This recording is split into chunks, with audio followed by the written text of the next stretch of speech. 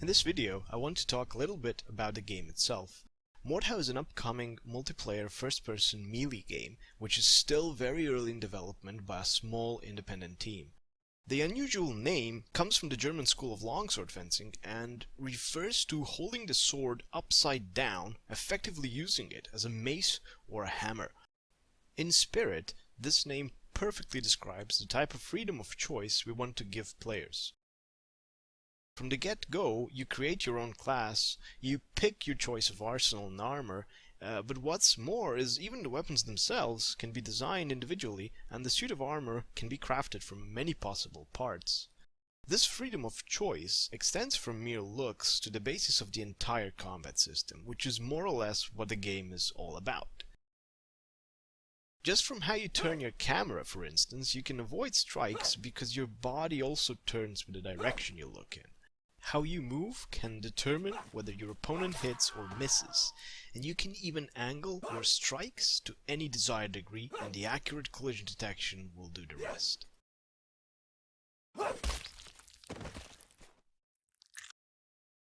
The combat system is designed around total player control and builds upon and borrows from both previous melee titles as well as fighting games. A single skilled player can take out several enemies alone just because he's better at the game. A particularly experienced and skilled player might be simply untouchable on the battlefield by newer players.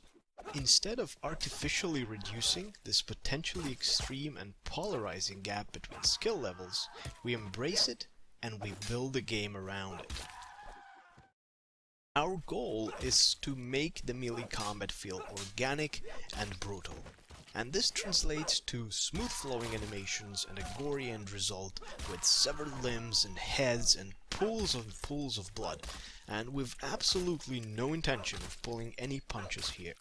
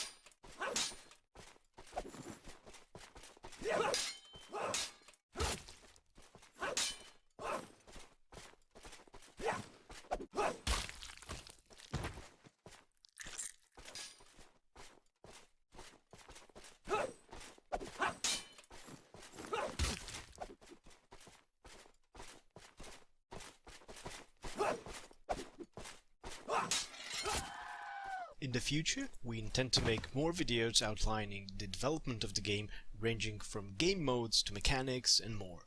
If you like what you saw, like and subscribe, and why not join our community at mordhau.net.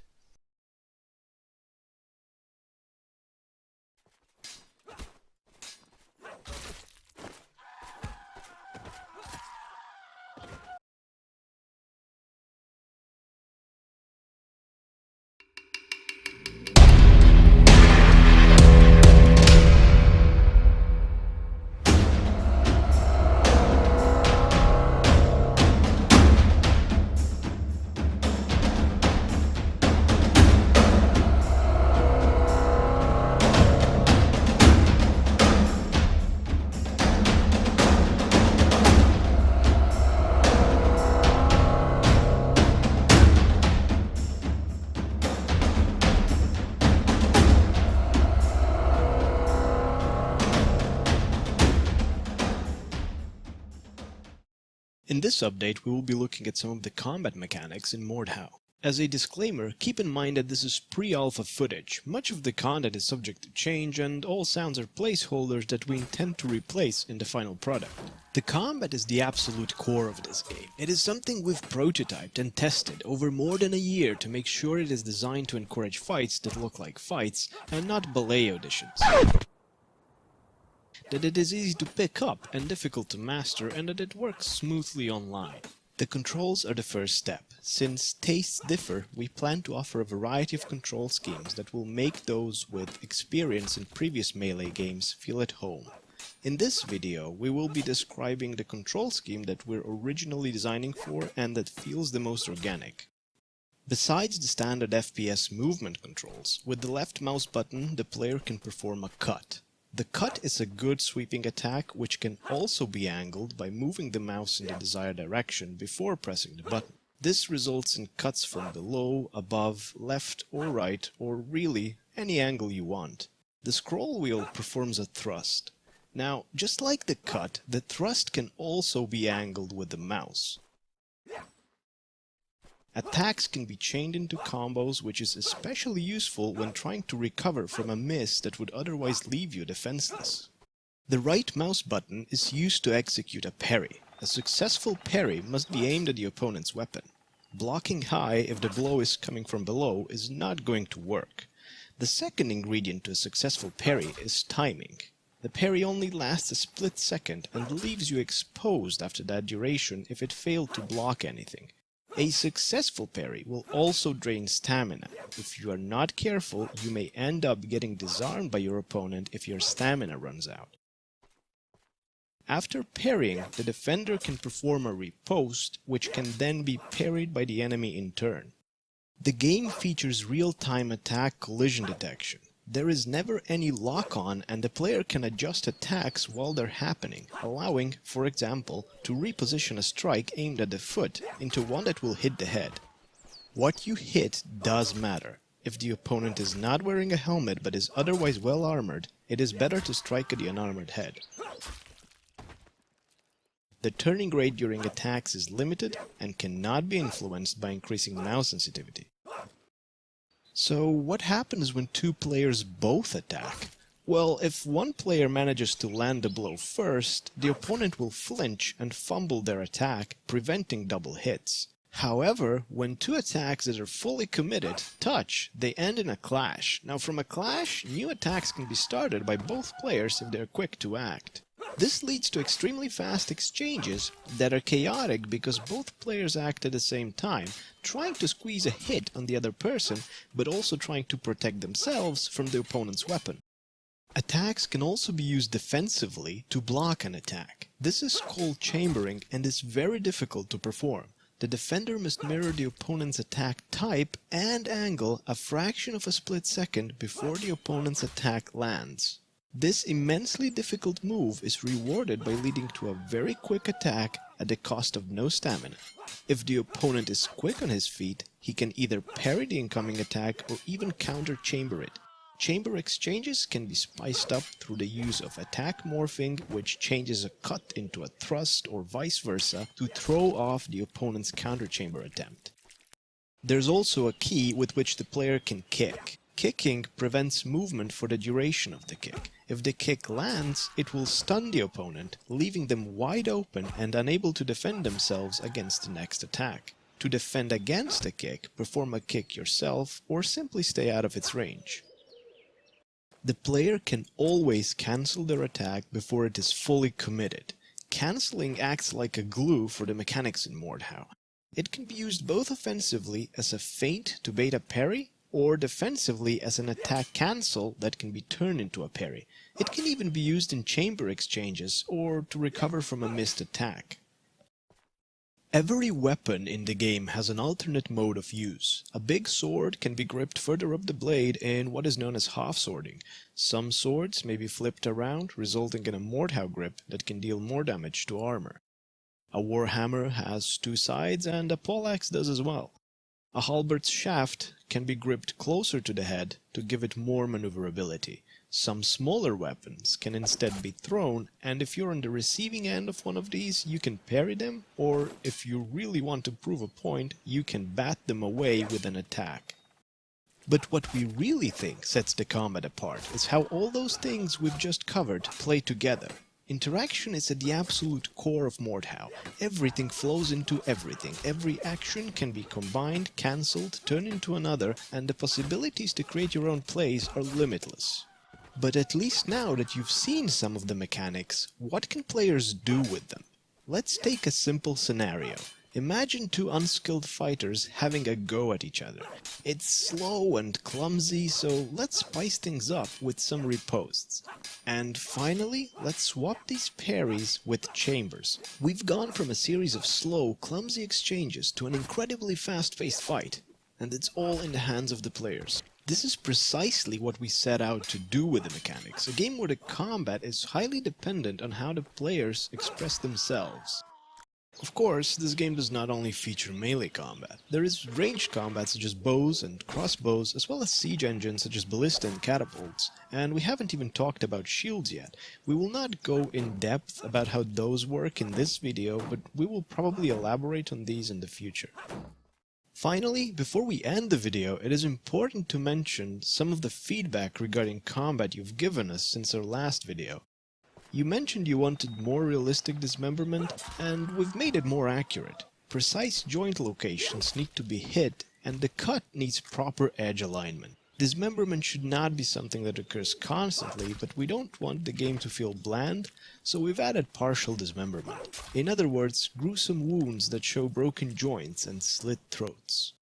There have also been mentions of armor not being protective enough, and the damage model has had some changes. A sword deals less damage to armored opponents, while a hammer is more effective at the job. Keep in mind, however, that this game is based around quickly dispatching enemies, so a single hit more means a lot in terms of gameplay. The game does not feature wrestling that would be used in real armored combat, as it is difficult to make fluid gameplay around such mechanics and makes it impossible to deal with multiple opponents. So we treat armor as more resistant but still defeatable. This is by no means a realistic depiction of armor, which also brings us to the next point, realism. While we promise you won't find giant plastic swords in this game, it is nonetheless not a realistic depiction of historical European martial arts or HEMA. We're big fans of HEMA, and we always find some similarities between historical techniques and some of the things you can do in this game, but in the end, we're primarily aiming at a fun experience of learning a deep, fluid combat system that can be elegantly expressed using conventional controls. Thank you for watching, and thank you for all the support you've already shown us. Stay tuned for more videos about Mordhau in the future.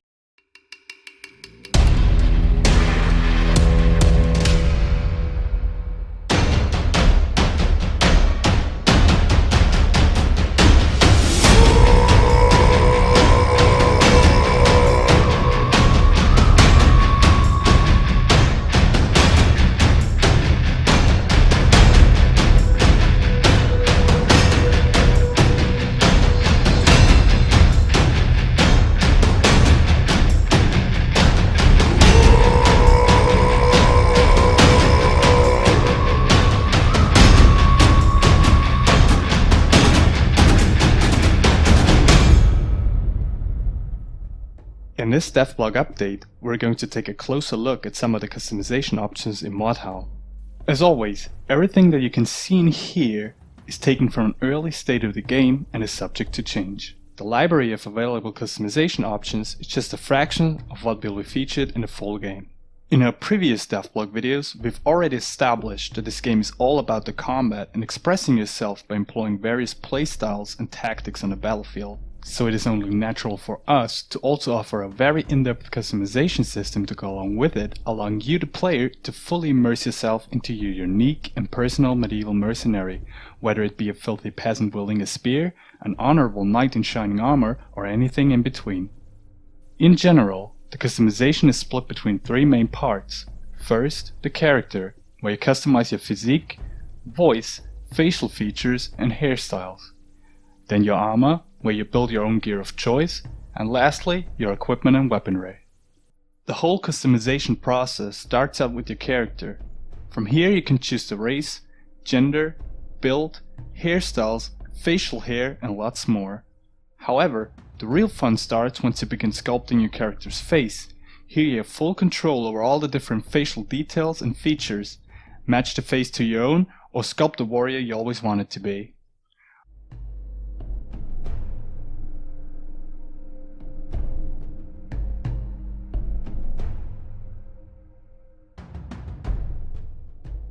Once you're done with that, you may choose one of the many hairstyles or facial hair options to complement it. Of course, you can also adjust the color of your hair, eyes, and skin to your liking.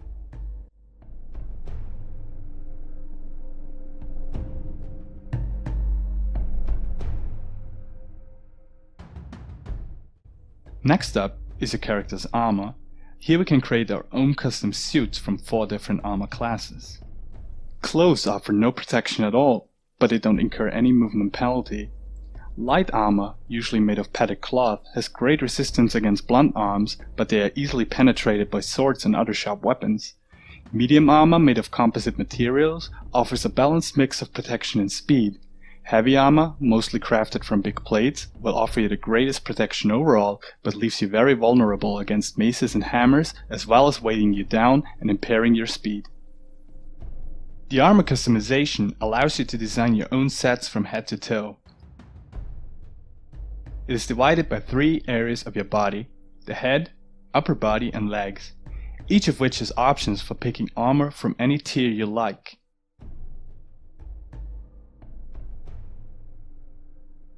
From there you can customize it further by altering the smaller pieces like gloves or boots. Once you've completed picking your parts, you can start coloring your armor, as well as select from a couple different patterns and emblems to decorate your chest piece. And if that wasn't enough yet, you could even take it one step further and apply varying degrees of wear and tear to give your gear some final touches. The tier you choose in each region dictates how well you're protected against blows to those respective areas. Mordhau's weaponry is split into many different categories, each with their own advantages and disadvantages. These arms range from puny little daggers to massive two-handed swords, as well as some ranged weaponry like bows and crossbows. Each of these categories offers a small customizable weapon kit assembled from different parts. These options are just for looks and don't affect the weapon's performance in any shape or form. The weapon damage, reach and speeds only varies between the actual weapon categories, simply to make it easier for the player to distinguish what they are up against, and in return helping us to make those weapons feel more unique and useful in their own way. You can dye leather wrappings, apply different finishes to your metals, as well as change the wood type of your handles. Later on, we will expand each of these categories with more kits in different styles, so for instance, you may be able to build an iconic claymore in the greatsword category. At the time of this video, there's already over 200 possible part combinations across the currently implemented categories, and there's lots more to come. All this customization eventually comes together on your loadouts. Here you will be able to pick your customized armored weaponry, as well as specialize your character via proficiencies. Those unlock additional equipment to aid you on the battlefield and grant you perks for better survivability during fights. We will elaborate more on that in one of our future videos. That about covers the majority of the possible customization in Mordhau. As always, thanks for the great ongoing support, and stay tuned for a Kickstarter campaign later this year.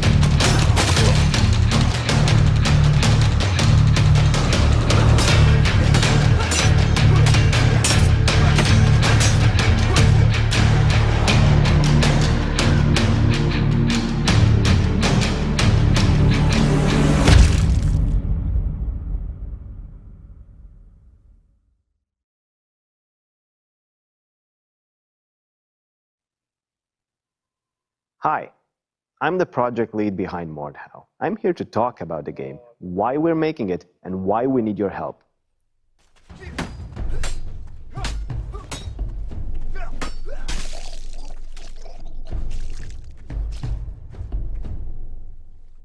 Mordhau is a multiplayer melee game. It's about cool battles and tense moments. The combat is deep and the techniques you can learn are many. The battles range from duels all the way to large open skirmishes of up to 64 players with horses, siege engines, and castles to be stormed.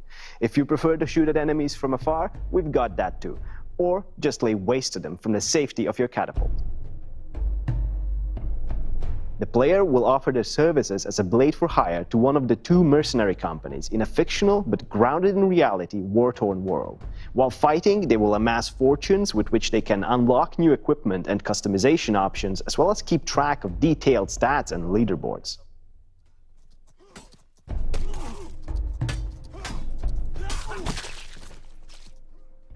We're a 10-person international team, driven by our passion for melee games and the medieval era. We've accumulated thousands of hours of playtime in similar titles and are using this experience to further evolve the genre.